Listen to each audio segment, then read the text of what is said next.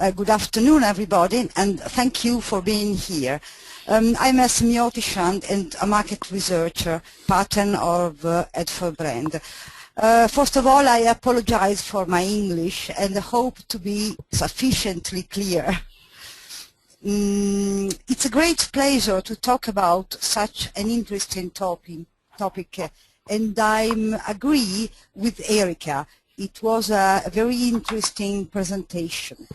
Let's start. So, game is a new opportunity to understand consumers' needs and desires. On this occasion, I would like to talk about a specific form of game, the video game. I am trying to focalize on a research based on video game experience. Imagine a god game such as The Sims, where you can create and manage life, yours and that of others. It's not only a game, but it's a serious engagement. People can respond to research assignments by playing.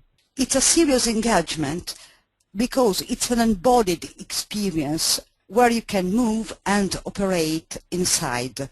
The embodied experience is the real new fact.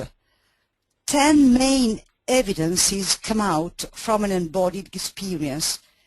They are 10 emotional and rational behavior of players, and these are the best opportunities for market research. The first is participation. Game, in fact, is an experience with others. Imagine other avatars playing with yours. The virtual environment reduces the differences and creates affinity groups. People take possession, comments, handle and share content with others. They take an active part within a group of equal people without a hierarchical division. The second principle is exploration. People can freely explore the domain, selecting what is really interesting and important and what is not. People seek information with a critical thinking in a selective way in order to be active participants in solving the research questions. The intervention of researchers, is almost non-existent. It doesn't affect the free exploration. This is a great difference from traditional research. The third principle is expression. This free exploration generally produces a non-limited self-expression. Increasingly, people use video games and digital media to express themselves freely and exchange ideas.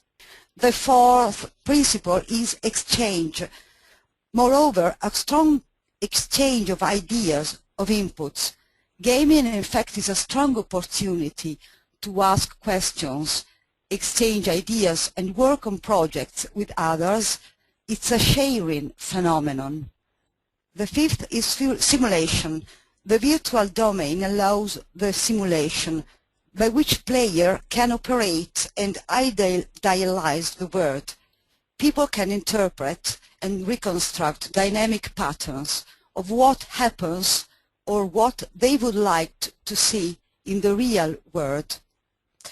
The sixth, close attention and scan ability.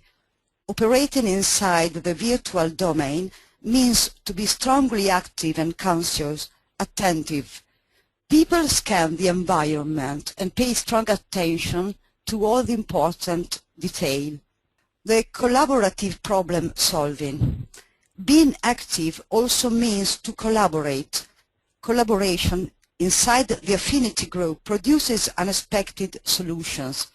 People work together to reach their goals, finding new and unexpected ways in response to research questions. The active thinking, so important. We can easily compare a player and a participant to a focus group. Saying that player shows a very active thinking versus a more passive one. Playing people are able to actively think out of complex problems and give unexpected original solutions. That means learning and doing, learning by doing. Insider. Active thinking is due by the insider phenomenon. Remember that video gaming is an embodied experience. To be an insider means to produce and customize the gaming experience and domain from the beginning and throughout the practice. Player inside the video game get an exploratory problem solver's identity with a projective identity, an alter ego, that reflects his values and his acts in the virtual and in the real world. Players are insider producers of their experiences' contents, not just passive consumer. Amplification. At the end, we as market researchers may have a lot of outputs, or at least innovative ones.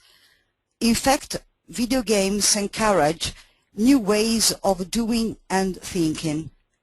People can feel the dawning of a new identity that gives new powers. Player is enticed to try and to put in a lot of effort. Moreover, people can transcend the limitation of the real-world identity by a virtual projective identity. Let's think about how we use in market research projective tests. So it's easy to realize how effective the projective non-directed identity could be for a market researcher. And now a brief summary of a semiotician perspective. Academic studies with 3D and virtual applications indicate that we can get closer to real behavior than with traditional questionnaires. If we use a 3D application, the results will be more realistic and closer to actual consumers' behavior. People are really free in expressing their mood and getting insights. In a video game, players or consumers can perform before they are competent, supported by the tools the game offers. And also they give the domain and the stimulus situated meanings. That means specific to that particular context in a semiotic domain. I mean, not general meanings, but specific ones to produce appropriate actions.